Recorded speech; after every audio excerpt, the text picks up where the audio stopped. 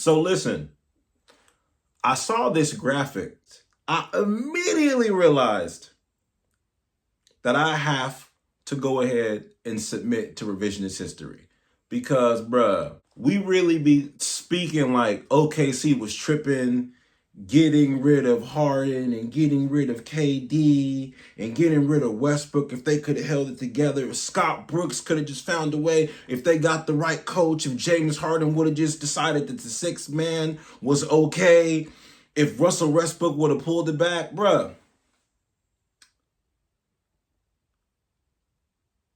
I'm really thinking that whoever was in charge of OKC was actually a genius. Because when I look at this Venn diagram,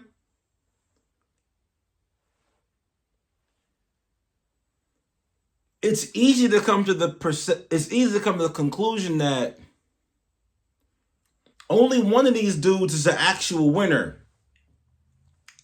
And I know what you're going to say. Westbrook said this a few years ago.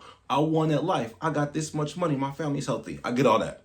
When I say winners and losers, I'm not talking about what someone's doing in their life. We get all that. I'm talking about in the perception of being one of the greatest athletes in the world, being placed in a league with other great athletes in the world comparatively. You know what I mean? Like if I say, hey man, you're a slow swimmer. That's different than saying, hey man, you're a slow Olympian swimmer. Makes sense? Olympic. Doesn't matter, but you get it. So with that disclaimer and that preamble given, I'm going to just say Westbrook and Harden are losers.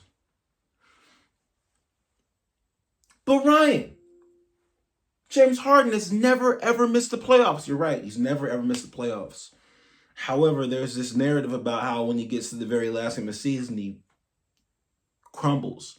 And I don't even follow that narrative. I believe if you spend the whole year putting up 50 in this one game, you can't put up 50, maybe it's your team. But it's happened on so many different occasions that you start to ask like, oh, you just not built for this? And then Westbrook, everyone loves Westbrook, but bro got the most triple doubles in the history of the planet, and he ain't even sniffed the finals. Am I tripping?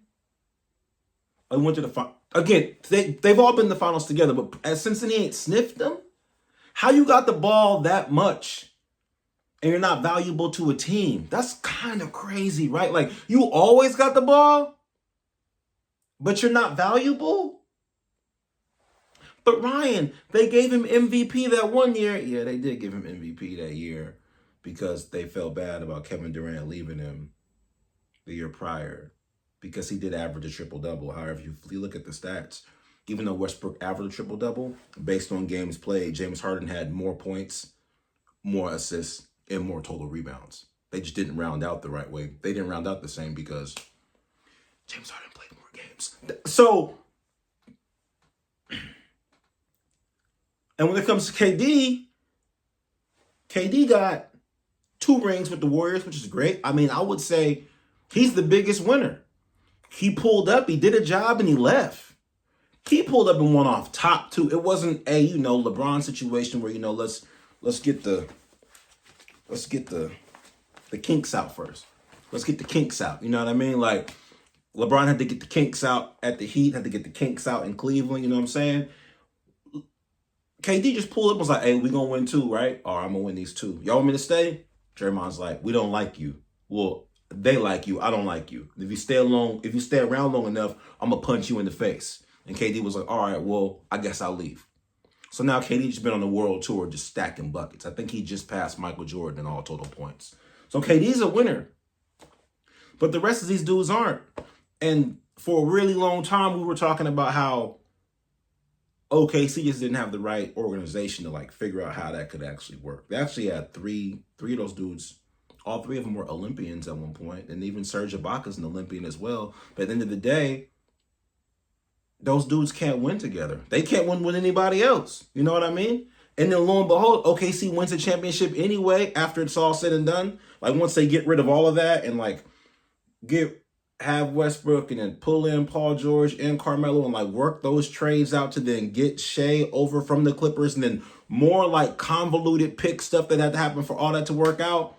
honestly, this is revisionist, completely revisionist, but OKC did the best thing in the history by letting those dudes go because they won the championship anyway. So if they got one championship, and between those three dudes, there's two championships, but those two championships are from the Warriors. So technically, I mean, they count, but, you know, it's from one organization. You could say OKC won.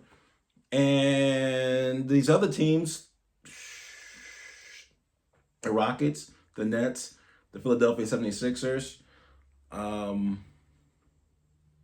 Nuggets, the Kings, the Lakers, the Washington Wizards, the Phoenix Suns, the Clippers have all spent time just like helping these dudes stack up their stats with no championships. KD's got 2 championships.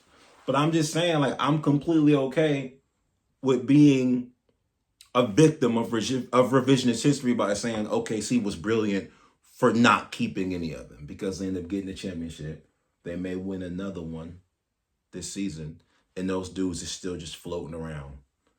Westbrook is on the Kings. James Harden is on the Cavs. KD just on the Rockets, just shooting. How did all 3 of them end up on the Rockets? Like, how'd they all go through there? Taxes? I don't know. Anyway,